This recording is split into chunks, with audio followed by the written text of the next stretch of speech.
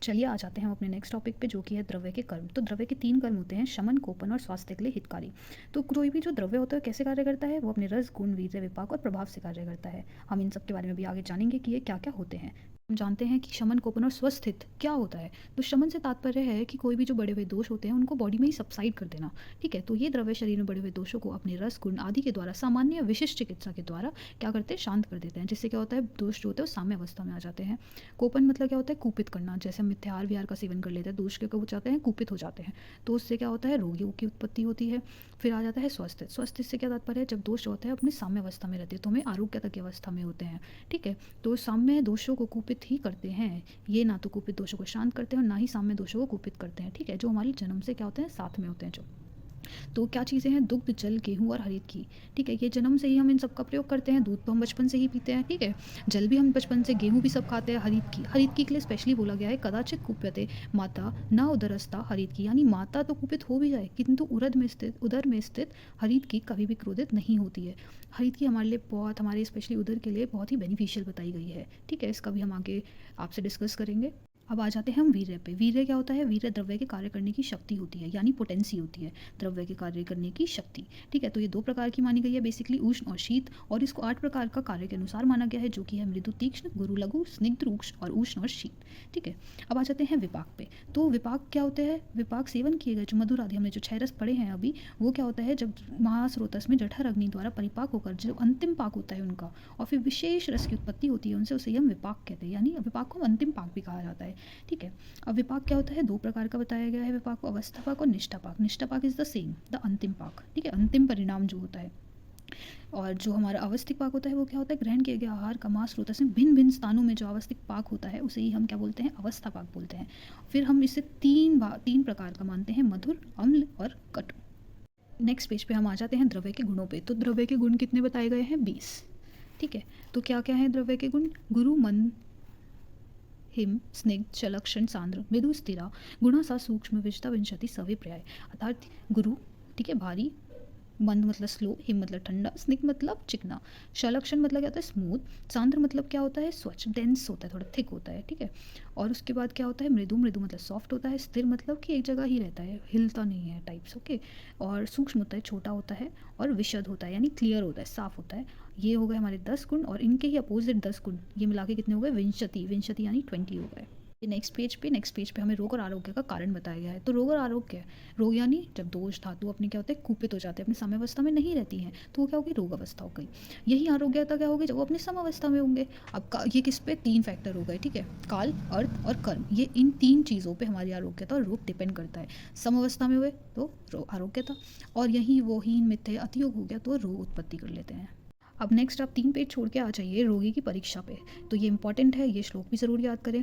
दर्शन, स्पर्शन, प्रश्ने परीक्षेत च रोगिणम। ठीक है, तो रोगी की परीक्षा हम 3 प्रकार से कर सकते हैं, दर्शन से, स्पर्शन से, प्रश्न से। दर्शन से कैसे कर सकते हैं, किसी भी रोगी को देखकर। ठीक है, अब जैसे रोगी लंगड़ाता हुआ आ रहा है तो आप सोचेंगे इसके पैर में ज़रूर कोई प्रॉब्लम है।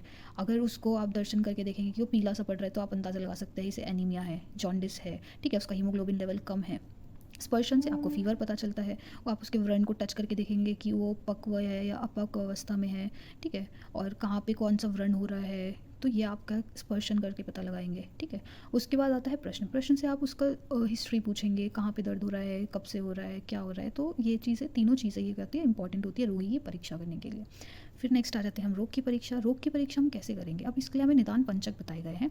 अब निदान पंचक क्या होते हैं, जब हम निदान पंचक एक सम्मिलित, ये है, ये मिला के जब ये 5 चीज़ें हमें पता होती हैं तो हम रोग की परीक्षा कर पाते हैं कि कौन सा रोग है। इसके लिए हमारे लिए इंपॉर्टेंट फैक्टर है निदान, यानी कारण, कैसे रोग हुआ। पूर्व रूप, यानी जैसे फीवर आने से पहले हमारे बॉडी में ऐसे टूटन सी स्टार्ट हो जाती है, बॉडी एक हो जाता है, बेसिकली वो। फिर लक्षण, जब वो पूर्ण रूप से आ जाता है, उसके जब हमें प्रॉपर हो जाता है कि हाँ ये चीज़ हो रही है। उपशय, यानी हम जब कोई भी उसको ट्रीट करने के लिए जो भी हम यूज़ करते हैं, जैसे हम फीवर में हम ये डायग्नोस करने का उसे ट्राई करते हैं, वो पट्टी को भिगा के, ठीक है, पानी में, फिर हम माथे पे लगाते हैं, तो ऐसे करके। संप्राप्ति क्या हो गई कि रोग जो है वो कैसे हमारी बॉडी में फैला, कैसे उत्पन्न हुआ, कौन सा दोष कुपित हुआ, किसके कारण हुआ, कौन सी धातु को दूषित करा उसने, उसके बाद कौन से ऑर्गन में गया, वहाँ पे वो कुपित हुआ, फिर इस प्रकार से कैसे उसका लक्षण आया, पूर्ण रूप आया, ये सब हम संप्राप्ति में पढ़ते हैं। फिर हम नेक्स्ट टू नेक्स्ट पेज में देखते हैं चिकित्सा सिद्धांत ऑफ शारीरिक एंड मानसिक दोष। ठीक है, तो चिकित्सा सिद्धांत क्या है? अब ये दो हैं। ठीक है, एक शोधन कारक औषध और एक शमन कारक। शोधन कारक औषध क्या होती हैं? जो बॉडी से जो हमारे कुपित दोष होते हैं उन्हें पूर्ण तरह से निकाल देती हैं। शमन क्या होता है? बॉडी में उन्हें सबसाइड कर देती हैं। ठीक है, दबा देती हैं। तो शोधन के लिए सर्वोत्तम क्या है? वस्ति विरेचन और वमन। और शमन के लिए तैल, घृत और मधु। तैल बेसिकली किसके लिए है? वात के लिए, घृत पित्त के लिए और मधु किसके लिए है? कफ दोष के लिए है। ठीक है, अब हम अपने इंपॉर्टेंट टॉपिक पे आ जाते हैं जो है चिकित्सा का चार पाद यानी चतुष्पाद। तो इसमें क्या आते हैं? भीषक, द्रव्य, उपस्थता और रोगी। भीषक से तात्पर्य हमारा डॉक्टर, द्रव्य से तात्पर्य हमारे मेडिसिन और उपस्थता यानी अटेंडेंट जो हमारे वहाँ पे केयर करता है। ठीक है, और रोगी से हो गया पेशेंट। अब इन सब के हम चार चार गुण पढ़ेंगे जो कि हैं वैद्य। वैद्य से स्टार्ट करते हैं हमारा। तो वैद्य का हम ये श्लोक जरूर याद करें। दक्ष स्थितार्थ शास्त्रार्थ तो दृष्ट कर्म शुचि अभिषेक। दक्ष से तात्पर्य है जो अपने कार्य में कुशल हो। तीर्थ शास्त्रार्थों से तात्पर्य है जिसको शास्त्र का ज्ञान हो और उसने अभ्यास भी किया हो। दृष्ट कर्मा से तात्पर्य है जिसने अच्छी तरह देखा हो और स्वयं किया भी हो, यानी उसे प्रैक्टिकल नॉलेज और प्रैक्टिकल नॉलेज के साथ उसने प्रैक्टिकल्स और अपने आप किए हों, देखे हों। सूची से तात्पर्य है वो पवित्र हो, उसके मन में कोई भी दुष्भावना ना हो। फिर आ जाते हैं औषध के चार गुण। औषध के चार गुण क्या है? बहुकल्पम, बहुगुणम, संपन्नम, योग्यम, औषधम।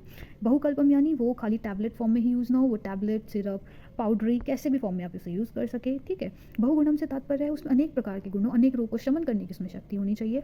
ठीक है, फिर आता है संपन्न। संपन्न यानी उसमें उसके गुण हीन ना हुए हो। ठीक है, फिर आता है योग्य यानी वो हर टेम्परेचर, अलग अलग टेम्परेचर, अलग अलग इन्वायरमेंट ऐसे में यूज़ हो सके, ऐसा ना हो कि वो ओनली पर्टिकुलर एरिया में ही यूज़ हो रही है। आते हैं परिचारक के चार गुण पे जो है अनुरक्तः, शुचि, दक्षो, बुद्धिमान परिचारक। ठीक है, बुद्धिमान परिचारक। तो अनुरक्त मतलब क्या होता है? अपने रोगी से स्नेह रखने वाला। ठीक है, ऐसा नहीं कि वो मतलब पेशेंट को बहुत रूडली ट्रीट कर रहा है। फिर शुचि मतलब क्या होगा? पवित्र, उसके माइंड में कोई भी दुष्भावना नहीं आनी चाहिए। दक्ष मतलब अपने काम में एक्सपर्ट होना चाहिए और बुद्धिमान तो होना ही चाहिए वो, क्योंकि उसे रोगी की भी बात समझनी है, उसे डॉक्टर की भी बात समझनी है।